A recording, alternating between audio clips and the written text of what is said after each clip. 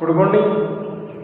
कक्षा 8 में चतुर्भुजों के जो अज्ञात मान है उस अज्ञात मानों के बारे में अपन अध्ययन कर रहे हैं। कुछ सवाल जो अपन ने लास्ट वीडियो में देखे थे, आज अपन देखेंगे क्वेश्चन नंबर 4 और 5 के क्वेश्चन। प्रश्न नंबर 4 और प्रश्न नंबर 5 के जो सवाल है उन सवालों का अपन अध्ययन करेंगे और देखेंगे कैसे ज्ञात करना है अज्ञात मानों को। समबहुभुज में भुजाओं की संख्या ज्ञात कीजिए यदि इसका प्रत्येक अंतःकोण 165 डिग्री हो। समबहुभुज में आपको भुजाओं की संख्या ज्ञात करनी है। समबहुभुज में भुजाओं की संख्या ज्ञात कीजिए। भुजाओं की संख्या ज्ञात करो जिसका प्रत्येक अंतःकोण 165 डिग्री हो। जिसका प्रत्येक अंतःकोण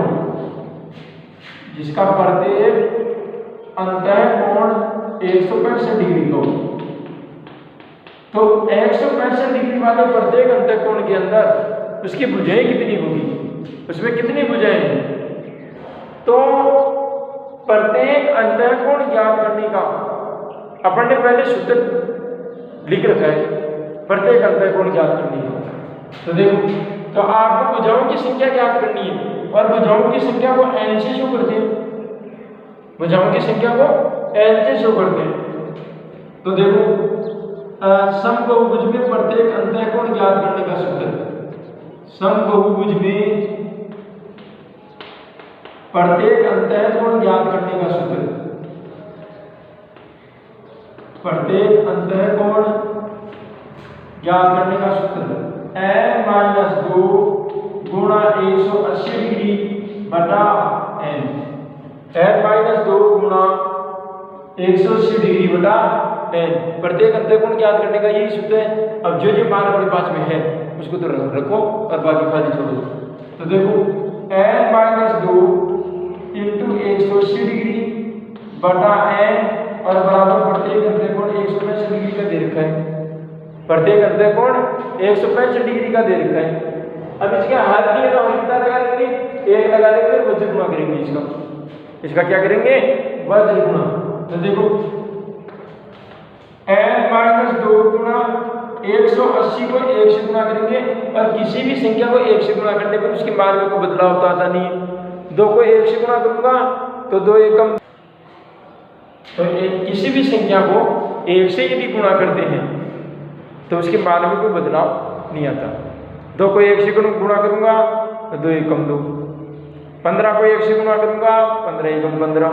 तो किसी भी प्राकृतिक संख्या को या किसी भी चर या अचर संख्या को यदि आप 1 से गुणा करते हैं तो उसके मान में कोई बदलाव नहीं आता। उसका मान उतना ही है जितना कि वो था। तो n-2 गुणा 180 डिग्री बराबर 165 को n से गुणा करेंगे 165 डिग्री n। अब ब्रैकेट के बाहर यदि कोई पद गुणा में है, अचर मान गुणा में है, तो ब्रैकेट के अंदर वाले समझ पदों से क्या होता है, गुणा। तो 180 डिग्री को n से गुणा करो 180 डिग्री n माइनस 180 डिग्री को 2 से गुणा करो 360 डिग्री बराबर 165 डिग्री n। पक्षांतर करूंगा, इसका क्या करूंगा, पक्षांतर। देखो, 180 n माइनस 165 n प्लस का है, प्लस का है पक्षांतर करने पर माइनस का हो जाएगा और बराबर ये माइनस का है पक्षांतर करने पर प्लस का और 360 डिग्री 360 डिग्री। अब 180 n में से 165 n 180 में से 165 n आपको घटाना है। घटाने पर कितने आएंगे, 15 n बराबर 360 डिग्री 360 डिग्री। तो n बराबर कितना हो जाएगा, 360 डिग्री भाग 15। भाई 15 गुणा में है n के, तो पक्षांतर करने पर बाद में। तो n बराबर 15। देखो 15 गुना 30 और 15 चौक 60। इस n का मतलब क्या होता है, भुजाओं की संख्या। n का मतलब क्या होता है, भुजाओं की संख्या। और आपने तो भुजाओं की संख्या ही याद करनी थी। इसका मतलब उसमें कितनी भुजाएं हैं, 24 भुजाएं। तो चतुर्भुज में कितनी भुजाएं हैं, 24 भुजाएं हैं। और 24 भुजाओं वाले किसी बहुभुज में प्रत्येक अंतःकोण कितनी डिग्री का? 165 डिग्री का है, 165 डिग्री का। तो 165 डिग्री का अंतःकोण वाला अगर कोई बहुभुज है, उस बहुभुज में भुजाओं की संख्या कितनी है? 24। कितनी है? 24 भुजाएं। एक और देखो प्रश्न नंबर 5। प्रश्न नंबर 5 में 2 सवाल है। क्या ऐसा समबाहुभुज संभव है जिसका प्रत्येक बाह्य कोण 22 डिग्री का हो? जिसका प्रत्येक बाह्य कोण 22 डिग्री का हो, तो क्या ऐसा बहुभुज संभव है? तो देखो, अब ऐसे बहुभुज के लिए पहले बात आप भुजाओं की संख्या ज्ञात करो। यदि भुजाओं की संख्या यदि पूरी पूरी ज्ञात हो जाती है, या भुजाओं की संख्या अगर पूर्णांक में आ जाती है, दशमलव में नहीं, पूर्णांक में, अगर पूर्णांक में आ जाती है तब तो वो बहुभुज है, पर नहीं तो वो बहुभुज नहीं है। और उसका ये जो बाह्य कोण दे रखा है 22 डिग्री का, ये 22 डिग्री का बहुभुज भी नहीं है। आओ एक काम करते हैं, प्रत्येक आपको बाह्य कोण दे रखा है, प्रत्येक बाह्य कोण कितने डिग्री का? 22 डिग्री का। और सभी बाह्य कोणों का योग जो होता है वो 360 डिग्री से ज्यादा नहीं होता। तो बाह्य कोणों का योग कितने डिग्री से ज्यादा नहीं होता? 360 डिग्री से ज्यादा नहीं होता।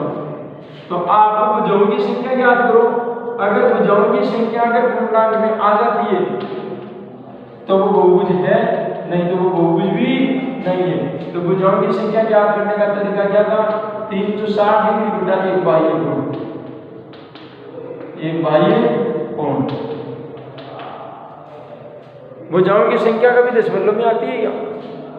मैंने आज दिन तक गणित में ये नहीं सुना भुजाओं की संख्या 24.5। भुजा कभी आधी नहीं होती, आधी की जाती है।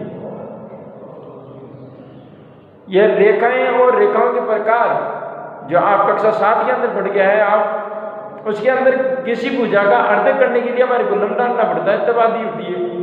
वरना अगर एक सरल रेखा को अगर मैं खींचूं, चाहे वो छोटी सी खींचूं, चाहे 1 सेंटीमीटर की खींचूं, उसको रेखा ही कहा जाएगा, उसको आधी रेखा नहीं कह सकती।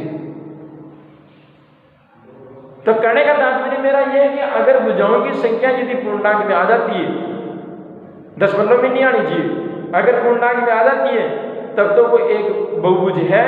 और जो 22 डिग्री का जो कोण दे रखा है वो बाह्य कोण, वो बाह्य कोण उस बहुभुज का एक प्रकार है। लेकिन यहाँ पर हमारे पास में जो बाह्य कोण जो दे रखा है, उस बाह्य कोण का एक बार 360 डिग्री में अपन भाग देंगे, और भाग देने पर अगर भाग यदि पूरा पूरा जाता है तब तो वो बाह्य कोण है, दशमलव में नहीं जाना चाहिए। भाग पूरा का मतलब ये नहीं है कि दशमलव के बाद में भाग गया तो भाग पूरा पूरा गया, नहीं। भुजाओं की संख्या कभी भी दशमलव में नहीं आती। आप बिलाल अपने भी 5वां क्वेश्चन किया, 5वें क्वेश्चन में भुजाओं की संख्या कितनी है? 22 है। तो इसका मतलब वो बहुभुज है। अब 22.1, 22.5, 22.7, 22.9, तो ये 0.9, 0.2 ये कौन सी भुजा है? इसी की जगह अगर मान लो कोई सिक्कों की संख्या याद करनी होती, किसी को की संख्या याद करो, तो ऐसी परिस्थिति में आप सिक्के निकालेंगे तो सिक्के के दशमलव में आते हैं क्या?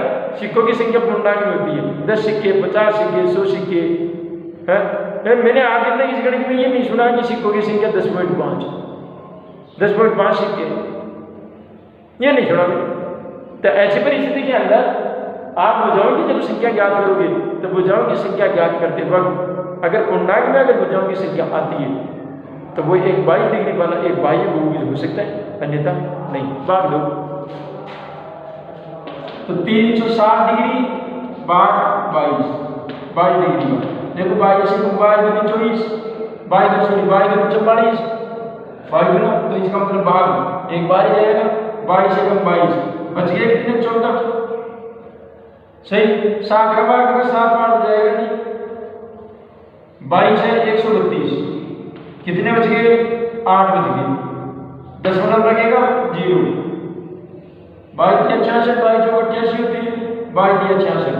इसका मतलब यहाँ पर 16.3 आते हैं लगभग, तो इसका मतलब ये एक बहुभुज नहीं है, ये एक बहुभुज नहीं है, क्योंकि दशमलव में आ रहा है, इसका मतलब अर्थ है 22 डिग्री वाला एक बहुभुज नहीं हो सकता, 22 डिग्री वाला एक समबहुभुज नहीं हो सकता,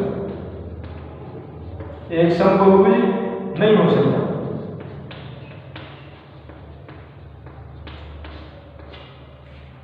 तो 22 डिग्री वाला एक समबहुभुज नहीं होगा। इसी में दूसरा सवाल हमारे अपने से पूछता है, क्या यह किसी बहुभुज का प्रत्येक अंतःकोण भी हो सकता है क्या? किसी बहुभुज का प्रत्येक अंतःकोण भी हो सकता है क्या? नहीं। और कैसे होगा?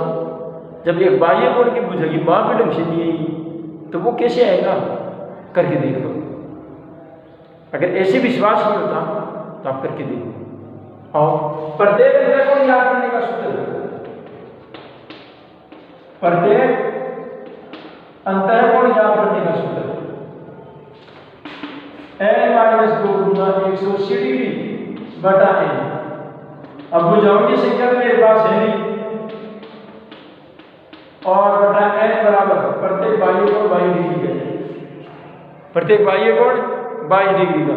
और कॉमन सेंस की बात है, 360 डिग्री के अंदर 22 का भाग नहीं किया तो किसी संख्या का आधा करने पर भाग पूरा नहीं जा सकता, क्योंकि वो उसकी एक आधी संख्या का होने का मतलब है कि संख्या की जो प्रकृति है उसमें बदलाव नहीं है, तो उसमें भाग पूरा जाने की संभावना नहीं है। फिर भी अगर मान लीजिए कि यहाँ पर तो थोड़ा सा दिमाग का जो लेवल है, चलो मानते हैं वो आपका कम है, या दिमाग का जो स्तर है वो थोड़ा समझ से थोड़ा सा हो सकता है बाहर, लेकिन यहाँ पर जो हल करेंगे, हल करने पर अगर अपने पास में भुजाओं की संख्या अगर पूरी आ जाती है तो ठीक है। देखो वजन गुणा करो n-2 गुणा 180 डिग्री बराबर 22 है, 180 डिग्री n-360 डिग्री बराबर 22 है। पक्षांतर करो साहब, 180 n-22 n बराबर 360 डिग्री, घटाएंगे 1, ठीक है, 1 5 8 158 n और बटा 360, n बराबर 360 बटा 158, 360 में कितने का भाग देना है? 158 का। देखो काटो इसको, 2 से काटो, 1 8 0 7 9। अब अंदाजा इस बात से लगाओ, इनके अंकों का योग होता है 16 और इनके अंकों का योग होता है 9, और पार कोई टेबल भी आसपास मैच नहीं खाती, दशमलव में आना थे, दशमलव में आना थे। इसका मतलब ये जो 22 डिग्री को अगर प्रत्येक अंतःकोण भी माने तो भी एक बहुभुज नहीं हो सकता, ये बहुभुज नहीं हो सकता। अब देखिए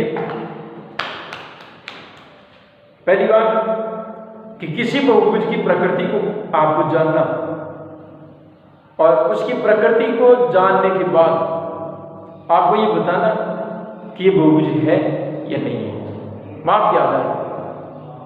अब जैसे अपने पास में माप दे रखी है, उस माप के हिसाब से अपने को इस सवाल के माध्यम की ये जो सवाल का जो बैकग्राउंड है, उससे बैकग्राउंड से पता चलता है कि ये सवाल की प्रकृति कैसी है। तो आप सबसे पहले ये जो सवाल अपन हल करते हैं, उन सवालों को देखने के बाद, हल करने के बाद अंदाजन की बात आती है कि ये एक प्रकार का बहुभुज है या नहीं है, चाहे वो कोण के दृष्टिकोण से, चाहे वो भुजाओं के दृष्टिकोण से, चाहे अंतःकोण के दृष्टिकोण से, चाहे बाह्य कोण के दृष्टिकोण से। अगर आपका पूरा पूर्णांक है तो वो बहुभुज है, अन्यथा वो बहुभुज नहीं है, चाहे प्रत्येक अंतःकोण क्यों न हो, चाहे अंतःकोणों का योगफल क्यों न हो, और चाहे मेरा मानना यह है कि चाहे बाह्य कोण क्यों न हो और चाहे प्रत्येक बाह्य कोण क्यों न हो। ये अगर दशमलव में आते हैं या दशमलव के बाद में, चाहे भाग पूरा जाता हो चाहे नहीं जाता हो, दशमलव में आते ही ये समझ लेना है कि किसी प्रकार का कोई बहुभुज नहीं है। क्यों? क्योंकि एक जब सरल रेखा से बनने वाली आकृतियों का जब मेल मिलाप पूरा है, पूरी आकृति से जब आकृति, पूरे रेखाखंडों की माप से जब आकृति पूरी बनी हुई है, तो जब उसको ज्ञात करते टाइम रेखाखंड की माप पॉइंटों में क्यों आ रही है? है। अब भुजाओं की संख्या 5 है तो पंच बहुभुज है। अरे पंच बहुभुज में कभी मैंने ये नहीं सुना पंच आधा भुज, तो 4.5 भुज हो गया, मैंने आधी तो नहीं सुना ऐसा। तो कहने का तात्पर्य ये है मेरा कि आपके जो बढ़ते घनता कोण हो, चाहे भुजाओं की बाप हो, वो कभी भी 10 भी नहीं आ सकती। भुजाओं की जो संख्या है वो कभी भी 10 भी नहीं आती। आज के लिए बस इतना ही। अगली नेक्स्ट डे को देखेंगे कि चतुर्भुजों के और भी कई प्रकार हैं, उनका क्षेत्रफल, उनका परिवार, उनकी प्रकृति किस प्रकार से ज्ञात करेंगे। आज के लिए इतना ही। बहुत बहुत धन्यवाद।